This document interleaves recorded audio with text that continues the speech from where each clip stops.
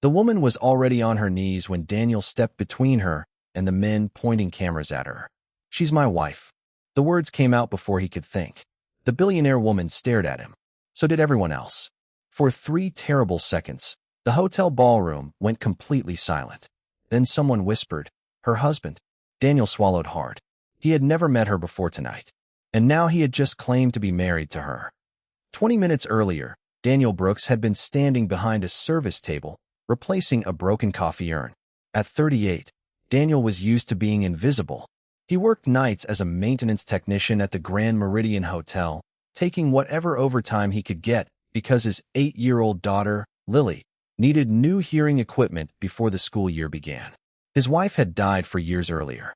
Since then, Daniel had learned how to pack lunches, braid hair badly, fix leaking sinks, and smile when his bank account made him want to panic. That evening, the hotel was hosting a private charity gala for investors. The center of attention was Victoria Hale, a 36-year-old billionaire who had built a technology company from a small rented office into an international empire. Victoria looked perfectly composed in a silver evening gown. But Daniel noticed something others didn't. Her hands were shaking.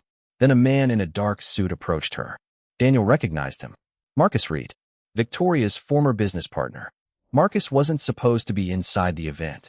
He leaned close and said something Daniel couldn't hear. Victoria's expression changed instantly. She stepped backward. Marcus raised his voice. "You knew what was in those documents." Cameras turned. Guests stopped eating. Within seconds, reporters surrounded Victoria. Someone accused her company of hiding evidence connected to a factory accident overseas. Victoria tried to speak, but Marcus kept interrupting. Then he produced a folder. "This is your signature." Victoria looked at the papers. Her face went pale.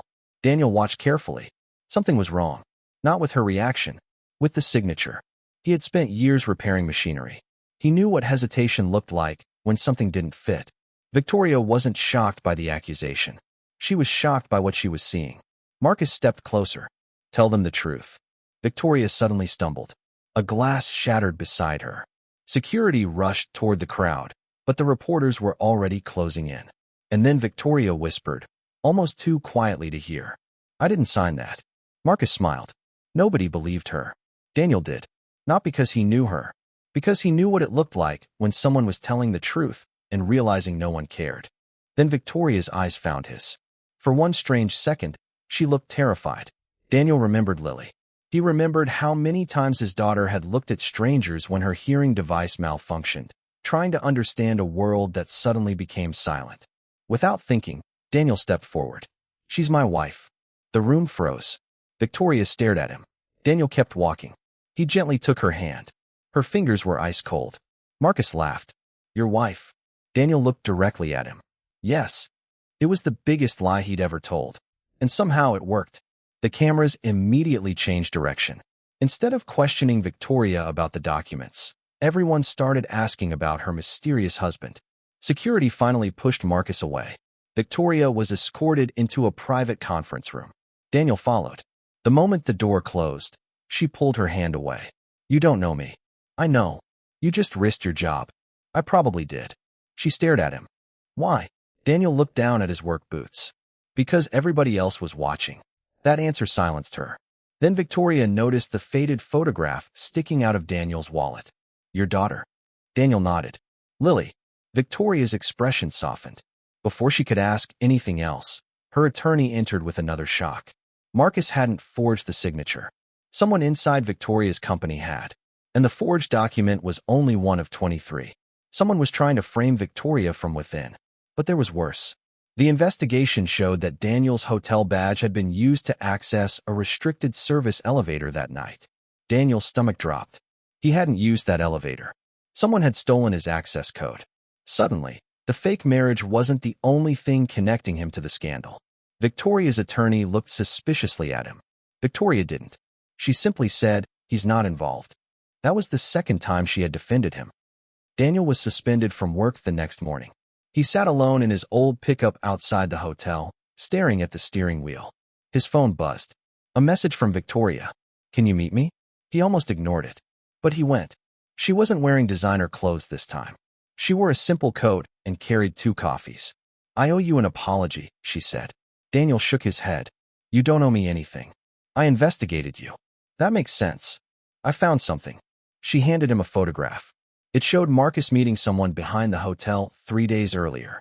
The person beside him was the hotel's head of security. Daniel stared. Then he noticed the date. It was the same night his access code had first been used. Victoria lowered her voice. Someone used you because you're the kind of person nobody notices. Daniel looked away. That sentence hurt more than he expected. But then Victoria added, I noticed. They spent the next 2 days quietly helping investigators reconstruct what happened. Daniel remembered small details everyone else had ignored. A maintenance door propped open. A security camera facing the wrong direction. A delivery van that arrived without a scheduled shipment. None of it made him a hero. It simply made him useful. Eventually, the truth surfaced. Marcus had been stealing confidential technology designs and planned to blame Victoria when the theft was discovered. The forged documents were supposed to destroy her reputation. Daniel's stolen badge was meant to make him the fall guy. Marcus was arrested.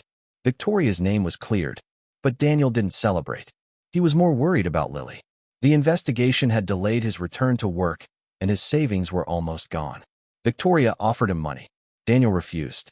Not because he was proud, because he didn't want Lily growing up believing kindness was something people bought. Victoria understood. Instead, she made one phone call. The hotel offered Daniel his job back, with a promotion and permanent benefits. But there was one more surprise. Victoria had quietly funded a community program for children who needed hearing support. Daniel's eyes filled with tears when he saw Lily's name on the first scholarship list. You did this. Victoria shook her head. You did. You reminded me why helping people matters.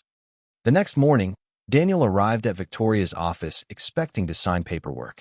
Instead, she was standing beside the window. No lawyers. No cameras. No reporters.